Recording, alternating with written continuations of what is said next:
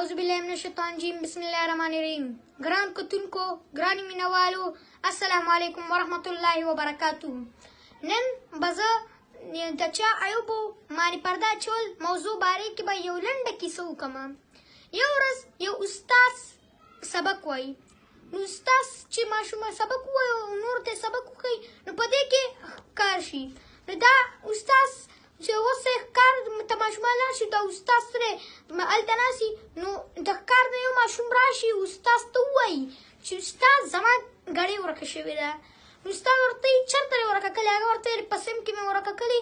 نو چې ماشومان ته ښکار نه راشي نو دا استاد د ماشومانو سترګې تړي او هم خپلې سترګې تړي او ماشومان ته وایي چې بیګونه مخې ته کېږدئ. نو بیګونه چې هغې کېږدي او د هغې بیګونو کې تلاشي والي او د هغې بکسونو کې او په جیبونو کې تلاشي ترېنه والي.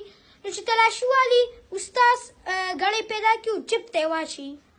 نو شاګرد چې راشي د کوم نه چې ګړۍ ورکوي نو هغه ته وایي استاد ګړۍ مو لیده په سیند کې؟ نشته. نو استاد ګړۍ د جیب نه راوباسي او ورته ورکړي چې وایي دا واله خپله ګړۍ دی.